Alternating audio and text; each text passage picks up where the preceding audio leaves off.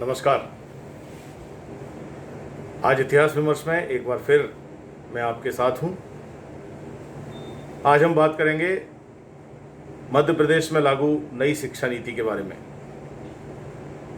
दोस्तों, इस वर्ष नवीन प्रवेश व्यवस्था प्रारंभ हो चुकी है। पहला चरण 12 तारीख को समाप्त हो गया है और दूसरे चरण की शुरुआत होने वाली है। ऐसे में मध्य प्रदेश राज्य के उच्च शिक्षा मंत्री द्वारा ये घोषणा की गई है कि इस वर्ष से सभी महाविद्यालयों में नई शिक्षा नीति को लागू किया जा रहा है। तो नई राष्ट्रीय शिक्षा नीति है उसको लागू किया जा रहा है, जिसके अंतर्गत 1 साल में सर्टिफिकेट, 2 साल में डिप्लोमा और 3 साल में डिग्री के कोर्स कंप्लीट किए जा सकेंगे। इसी संदर्भ में आज इतिहास विमर्श में हम कुछ जानकारी प्राप्त करेंगे। आपसे निवेदन है कि यदि आप लोगों ने अभी तक इस चैनल को सब्सक्राइब नहीं किया है तो इसे सब्सक्राइब अवश्य करें।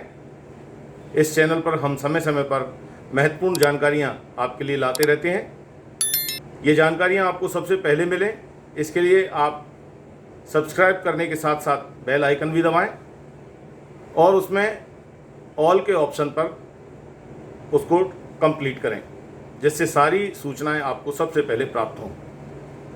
तो आइए जानते हैं इस वर्ष नई प्रवेश नीति के अंतर्गत राष्ट्रीय शिक्षा नीति को मध्य प्रदेश शासन ने कैसे लागू किया है और इसके अंतर्गत जो विद्यार्थी हैं उन्हें क्या लाभ होने वाला है।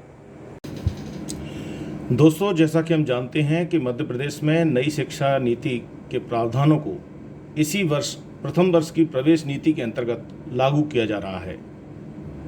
राष्ट्रीय शिक्षा नीति के संदर्भ में मध्य प्रदेश के उच्च शिक्षा मंत्री ने यह बात पत्रकार वार्ता के दौरान पत्रकारों के पूछे गए प्रश्नों के उत्तर में कही।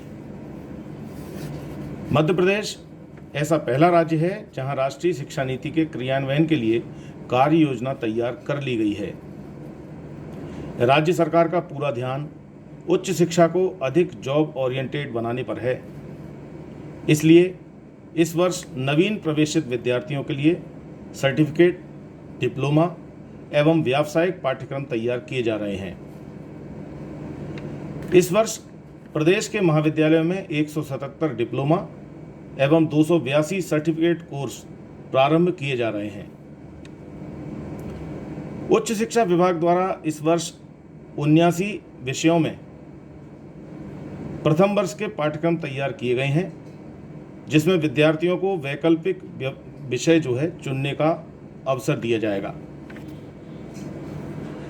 नई राष्ट्रीय शिक्षा नीति के अंतर्गत इस वर्ष multiple entry, multiple exit system और चॉइस बेस्ड क्रेडिट सिस्टम अर्थात CVCS भी लागू किया जा रहा है। इस वर्ष से आधार पाठ्यक्रम अर्थात फाउंडेशन कोर्स में योगा व ध्यान के पाठ्यक्रम को जोड़ा जा रहा है। इस वर्ष कॉलेजों में 25% सीटें वृद्धि की जा रही हैं, जिसमें नियमित शिक्षा प्राप्त करने के अधिक से अधिक अवसर विद्यार्थियों को मिल सकेंगे। जैसा कि हम जानते हैं, ओपन बुक सिस्टम के माध्यम से जो इस वर्ष इंटर की परीक्षाएं हुई हैं उसमें रिजल्ट्स भी 100% रहे हैं। ऐसे में पास विद्यार्थियों की संख्या अधिक होने से कॉलेजों में नियमित विद्यार्थियों के लिए संघर्ष की स्थिति न बने, सरकार ने 25% सीटें बढ़ाई हैं।